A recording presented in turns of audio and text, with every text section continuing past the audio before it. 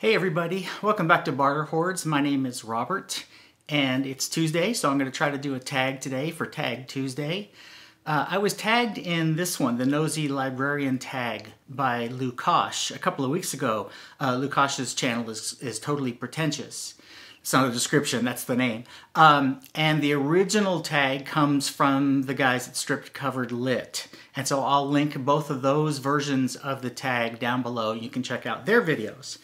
I recently read the library book by Susan Orlean because I'm a huge fan of libraries. I've had a long relationship with a number of different libraries. So this set of questions really kind of jumped out at me as one I really wanted to do. And the first question is the one I'm probably going to spend the most time on, and I'll go through the rest of the questions fairly quickly. So bear with me through this first long one, and then the rest of them will fly by. And the first question is, what has been the most influential library in your life? And I can't pick one. And so I'm going to take you through my history with libraries relatively quickly. I don't know what the very first library my family used was. The first one I remember using is in Fairfax County, Virginia, the Richard Byrd Library, which is in Springfield. And we moved to Springfield when I was in 4th grade, I believe. We were there for 4th through 8th grade for me, and then we moved away to Texas for 3 years, and then we moved back to that very same house in Springfield my senior year in high school. So I was probably in Springfield a total of about 5 or 6 years.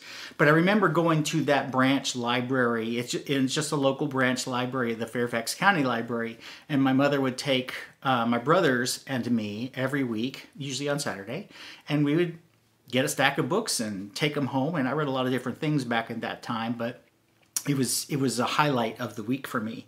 And then in junior high school, I actually am old enough that we went to a junior high school, which was just 7th and 8th grade.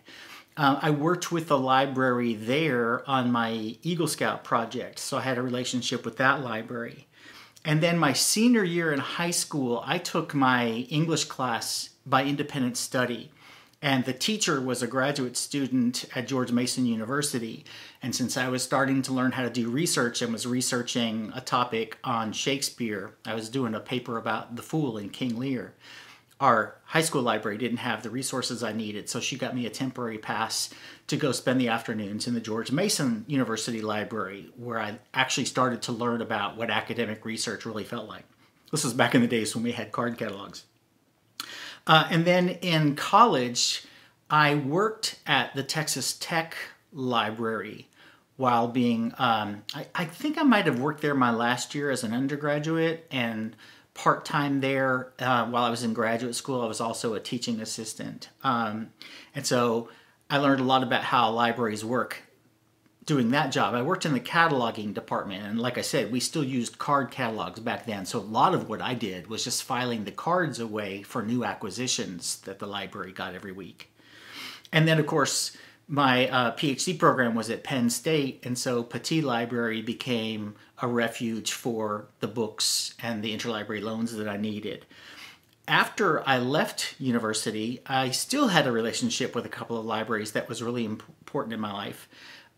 When I was doing the research for my first book back in the late 90s, I spent a week in New York at the Science, Industry, and Business branch of the New York Public Library. They supposedly had an archive of a newspaper, the Investor's Business Daily, that I was doing some statistical research from. Turned out they didn't have half of what they thought they had. They were tremendously rude to everybody in the library. This was long before 9/11 seemed to bring New Yorkers together, and it was a really ugly place to be. I did not enjoy my week in New York at all. The only thing I loved about my time in New York is that the Science, Business, and Industry Library was either so new or had been renovated so recently. They had those awesome Herman Miller chairs. So if you're going to be in a chair for 8 hours a day, that was a pretty good chair to have. What I did find out, though, is that of all places, the Minneapolis Public Library had the full archive of the newspaper that I wanted in paper. It wasn't even on microfilm or microfiche. And so I spent another week in their library completing the research I wasn't able to complete in New York. And so I've had a lot of relationships with libraries. A lot of my life has been tied to libraries. Okay, number 2, honest assessment. What will they title your biography? This is easy. It'll be called I Hate People, which is one of my favorite songs from the musical version of Scrooge. And as my debate friend and the man who took over for me at Durham Academy when I left as head coach will tell you that every morning when I had to get up at the crack of dawn to go to another set of rounds at tournaments out of town, that I would sing I Hate People as I was getting ready. And in fact, he would yell at me when I didn't sing it because the day couldn't start till I did. Number 3, the story from your life that you most hope your librarian never finds out. There may have been some hanky-panky in the stacks at one point, but I could never comment on that. Number 4, what is your favorite word? Shenanigans. Enough said. Number 5, 3 weird things of which you are afraid and 1 way which you would prefer not to die. I don't think these 3 things are weird at all. They're pretty common phobias. I am mildly claustrophobic. I can go into an MRI tube, but I'm miserable in there, that kind of thing. I saw a video the other day of these guys crawling through these very small openings in caves because they found, I forget what they found. It was something architectural and archaeological. And I was thinking to myself, I could never do that. I couldn't make it through those little gaps. I would freak out. The second one that I'm slightly afraid of is I'm not so much afraid of heights as I'm afraid of getting near the edge when I'm at a height. I don't have any problem being up high in a building. I don't have any problem being on the roof. I don't have any problem flying and looking at the window. But if you get me close to the edge, I start to get vertigo. It freaks me out a little bit. And then the third one is I'm not a big fan of sharks. Ever since Jaws came out, and I was in high school, I think I was a freshman in high school when Jaws came out, I still, to this day, have a small scar on my hand from my date who dug her fingernails through my hand when that head pops out of the sunken boat in Jaws. And I have been ruined for ocean swimming ever since. I'll swim in a pool, but don't ask me to swim in the ocean. As far as a way I'd prefer not to die, actually, I guess 2. I'd prefer not to linger. The idea of Alzheimer's, which I watched my grandmother and mother suffer from, and then the idea of, a lengthy cancer battle like my father went through. I don't have any desire to do that. I'd rather die relatively quickly. I'd rather not, however, die in fire. I think that would be about as hideous as you could imagine. Okay, number 6. Your favorite book as a grade schooler. I honestly don't know, but I think I was a big fan of the Curious George books. I really thought those were fun. And then as I got slightly older, I read a lot of the Hardy Boy mysteries, the original ones, not the remade ones where they have cell phones and so on. Number 7, what have your interactions with the police been like? What does this have to do with a nosy librarian? I actually had, most of my interactions with police have been very typical, like a traffic stop or something like that. I did have one encounter with a police officer that was violent and in which I got hurt. In fact, it destroyed my knee. My entire ACL exploded in that confrontation. It's not what you think.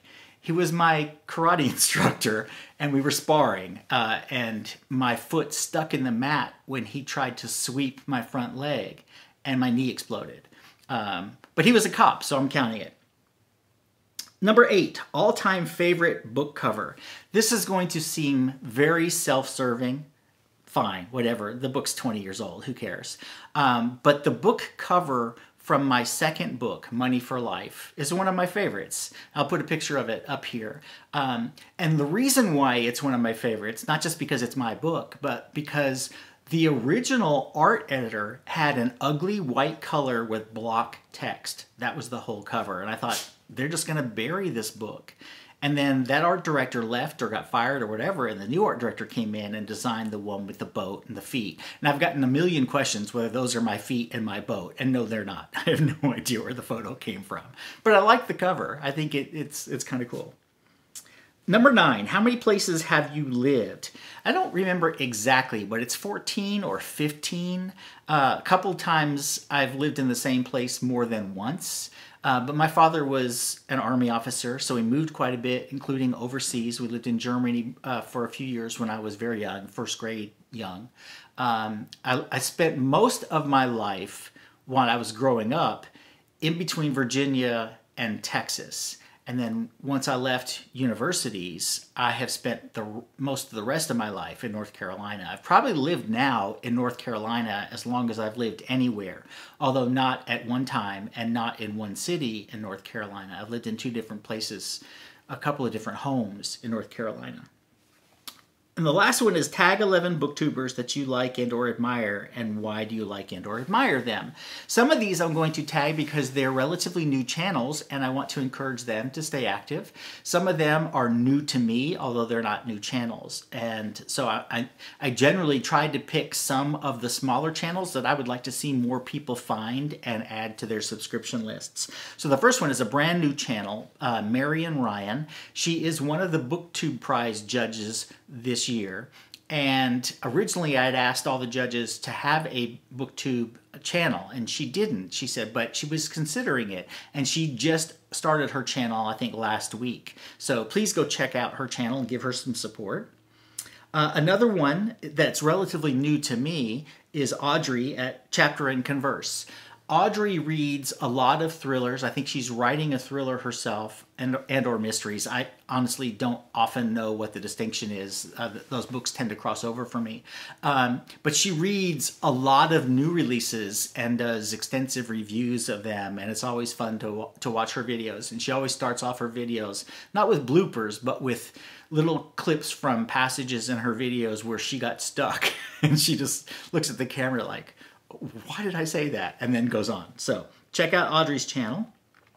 The third one is a relatively new channel as well, Natalie from My Reading Days. Natalie is an Australian YouTuber, booktuber, and she has become just an expert on vlogging. She does vlogs now. She was doing them for periods of time, but they were getting so big because she was reading so much that she's starting now to do vlogs for individual titles, and I always find they're funny.